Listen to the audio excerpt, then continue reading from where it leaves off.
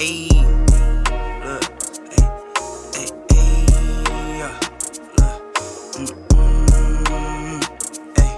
I'm in the lab like Dexter, brand new batch he tested.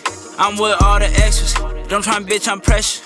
I'm the type to step on steppers, I'm the type to step on steppers, I'm the type to step on steppers, I'm the type to step on steppers. With our first topic being the Memphis Grizzlies. Man, oh man, I've been waiting to talk about these guys for about a couple of weeks now, but we waited for this specific day, knowing that Ja Morant is coming back to this team tomorrow, today when this episode drops.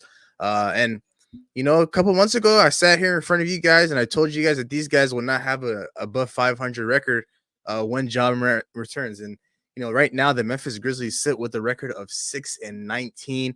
I was told I was contradicting myself, saying things like, well, the Memphis Grizzlies are a good team without Ja Morant, and now I'm saying the opposite. They're not going to be a good team without him. And now they're only able to win about 6 games out of the 25. They're a bottom 7 team in the NBA right now, but since everything is so close right now, they do have an opportunity to make the play-in tournament. But my question to you guys, number one, is what happened to the Memphis Grizzlies going above 500? I think there's just been like a compounded amount of absences. We thought just the Ja Morant absence could be filled in with the addition of Marcus Smart and Luke Kennard and try to help them keep them afloat with Desmond Bain and Jaren Jackson Jr. But it's just been too many absences. They lost a guy in Dylan Brooks who wasn't the best offensive player, but gave him a lot of help defensively. He's one of the better defenders in the entire league. And then, of course, on top of that, Brandon Clark is still recovering from that injury. Steven Adams has been missing Ja Morant on top of all of that. And then now for the last 2 or 3 weeks, Marcus Smart has been injured. Luke Kennard's been injured. So it's just a compounded amount of absences. They lost Tyus Jones in free agency. I mean, in the trade for Marcus Smart. So it's been a lot of absences, I think, that just have been added on top of the Grizzlies. At some point, it was going to come back to bite them that Ja Morant was missing games. We thought, I came in thinking, maybe they can get away with winning 10, 11 games while Ja's out. And then from there on out, Ja would help them to play in push or playoff push, whatever it may be. But at this point, it's tough for them. They sit out with 6 wins, but this team, they have the pieces in Jaren Jackson and Desmond Bain who've been playing phenomenal this season. I don't think the record has really reflected that, but they've both been awesome this season. I think especially for Desmond Bain, if someone gave him an all-star case, I would 100% agree with that because the guy's been playing phenomenal. He's been, ever since he came into this league, he's improved his game year in and year out. But it's really just the absences that have been killing the Grizzlies. Just too many injuries, too many holes that they haven't filled. A lot of guys that are playing minutes that are from the G League that shouldn't even be the rotation. Jake LaRavia, Vince Williams, just a lot of guys that just don't fit this team. So Ja being back is, a needed thing for this team. They need that lift, man. They really need this lift from Ja. I kind of looked at the outcome of the season. I thought Jaren Jackson, Desmond Bain, Marcus Smart was going to contribute a little bit, but the realization, Steven Adams is still out of the game. Brandon Clark is still hurt. Marcus Smart getting injured down the stretch, and them just plugging in a bunch of people coming off of G League, coming off the bench and stuff like that. I still expected Jared Jackson and Desmond Bain to at least get 10, 11 wins. Those guys are getting paid big money to come into to this team and carry this team when Ja's out like this. And honestly, those two haven't really shown much, with Ja being out. I feel like these two guys, you pay them this amount of money to be your second best player, your third best player, and you can't even scratch off 5 wins without your best player being in the lineup. And it's been almost 21, 22, 23 games. It's very, very tough. So expectations, they went below the line from the first couple weeks of the season until now. Ja's gonna come back. I do expect Ja to, come in and start hooping immediately. I feel like this the push they need. They need their captain. They need their leader back, and it's not too late for them to make a playoff run. There's a lot of ass teams in the West right now, in the bottom tier right now, so they got an opportunity to push for a play-in spot, and we'll see what Ja does. A lot of people have been speaking on his name. We'll see how he comes back, how he performs. I could just hear like the sorrow in you guys' voices right now. You guys, the disappointment. Like, come on, man. Like you guys knew what the situation was going into the season, knowing that they're going to be missing guys that left in free agency, like guys like Tyus Jones and guys like Dylan Brooks.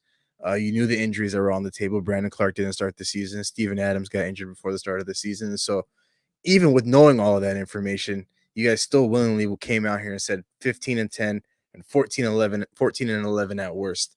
And so none of this surprised me. At the end of the day, I told you guys that 25 consecutive games, night in and night out without Ja Morant, it's just going to be tough to muster up some wins here and there. And they're only able to get 6. Right now, they're on about a 5-6 game losing streak, just losing tonight to Oklahoma City. And so nothing really to surprise myself about in the situation. But like I mentioned earlier, in the Western Conference, everything is so relatively close. And with Ja Morant coming back tomorrow, there is some room for a playoff push. There is some room for at least a play-in push. As of right now, the Clippers sit at 16-10, and all the other teams that are in the play-in race have about 14 or 13 wins at the least. And so, all it takes honestly is about maybe a 6-7 game win streak. Probably got to be a lot of these teams along the way, and have these teams drop out of the race for a little bit. But there is some opportunity for the Memphis Grizzlies to make a play-in push. And so my second question to you guys would be, what is the expectation, for the Memphis Grizzlies? What is the outlook for them for the rest of the season now that Ja Morant will be back? I think just for them, they just want to get into the playing game as it stands now. And the Grizzlies, I fully trust them if they're going into a playing game. I think I like them over anybody just because of Ja Morant's repeated history in the playing game. I think he's shown the ability to perform there. And I trust that the fact that if they're able to at least land a spot in there, that gives them a fighting chance against anybody. And so I think that's the expectation for them now. I mean, he missed 25 games. At this point on, they're just looking at it like he has to just get in. We just have to get to a playing spot.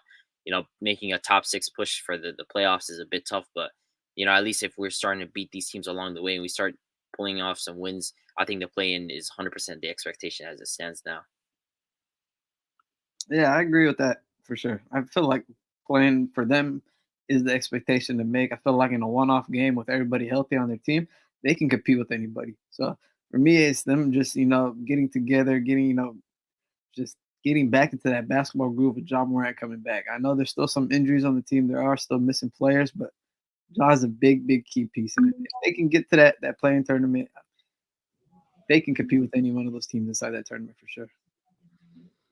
The thing is, I feel like the Memphis Grizzlies aren't necessarily going to let Ja Morant kind of just go. I don't think he's coming out first game tomorrow with about 32, 34 minutes on his plate. So a minutes restriction doesn't necessarily concern you guys?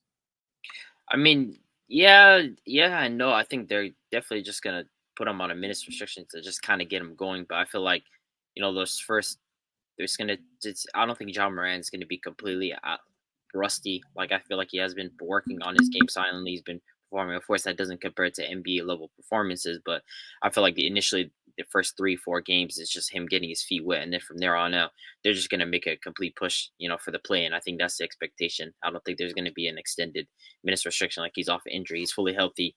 He's been working on his game. I think he's just ready to go.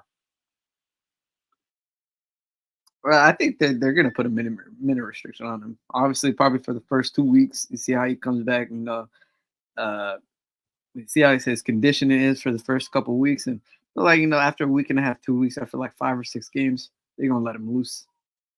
Obviously he's still working out outside of the suspension. He's probably still hooping every day. He's probably still trying to keep in condition, but NBA pace is a little different. It's gonna take him, some time to get under his legs, but a week and a half, 2 weeks.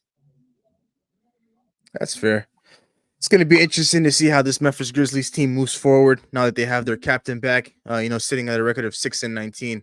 It's not a place where you want to be, but at the end of the day, with the race being so close for the play-in tournament, there is an opportunity for these guys to turn their season around because it's not necessarily too late whatsoever. But I guess we're just going to have to wait and see on that. Record a new hit, then we making us a film. Wouldn't sign a deal if I got a couple mil. Been in the lab, now they throwing out deals. Yes, now Lakes, now that's overkill.